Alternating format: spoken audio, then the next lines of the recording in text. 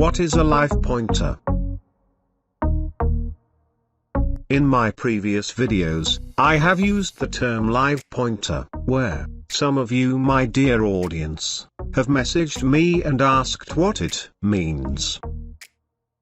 Being live actually refers to a person who is still alive today, with the knowledge about the exact location of a certain hidden treasure deposit.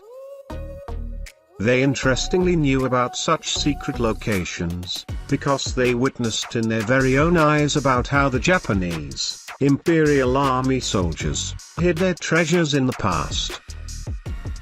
And fortunately, they were so lucky enough to escape out from the hands of the Japanese Imperial soldiers, and survive until today, to share their unforgettable experience, but only to a few selected individuals whom they truly trust.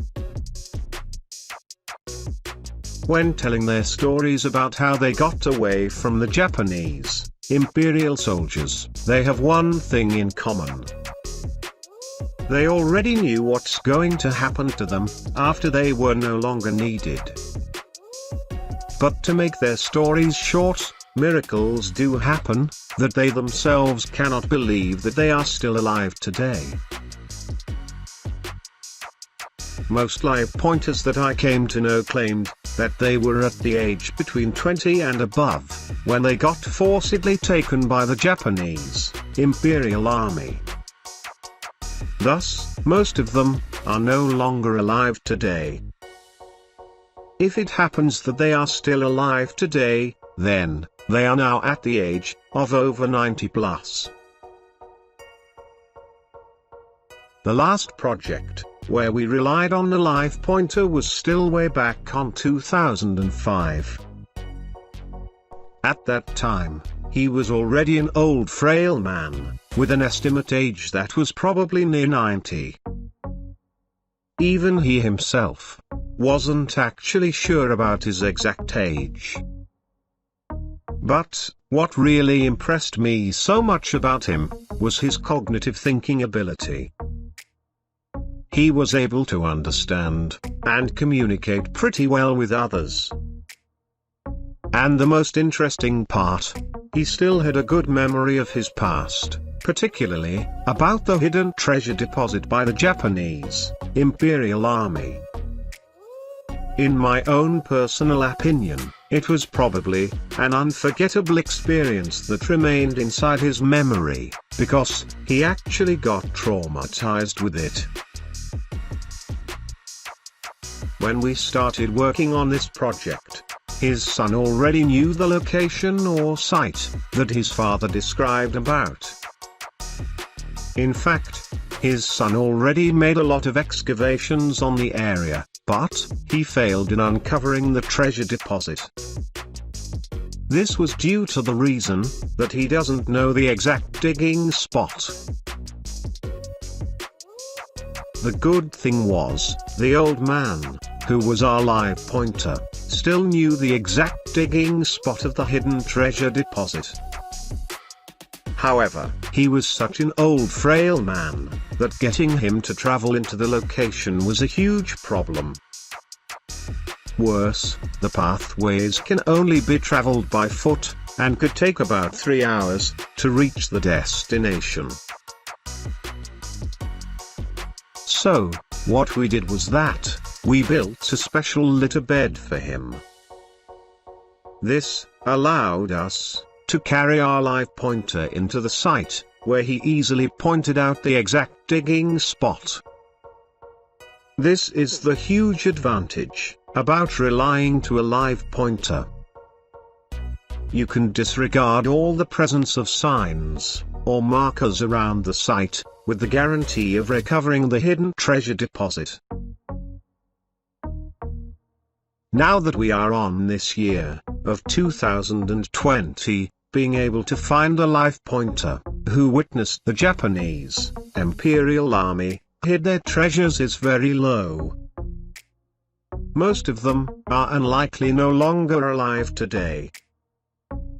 If it happens that you found someone, then he could already be 100 years old.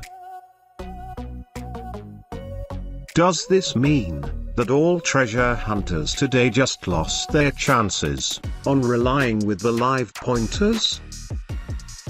If we are referring to those who witnessed the Japanese imperial soldiers with their own eyes as they get their treasures buried on a certain location, then the answer to the question is yes.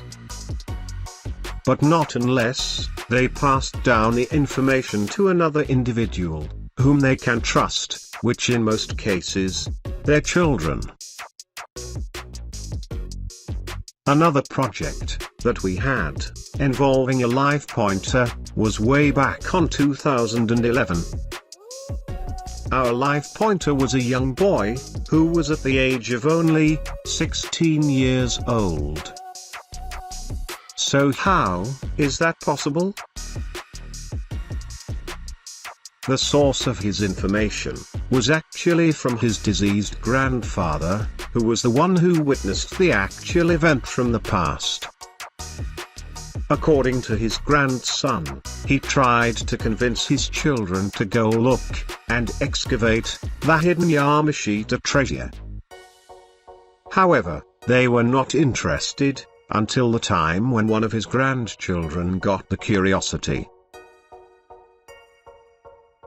The boy contacted us on 2011, and it just happened that we were working on a project near his place. So we paid a visit to his site, and it gained our interest. Through the information we got from the boy that came from his grandfather, it made us able to locate the hidden treasure deposit spot, quick and easy.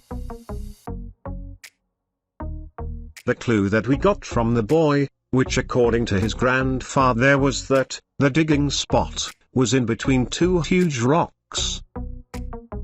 But the problem was that there were so many huge rocks around the area.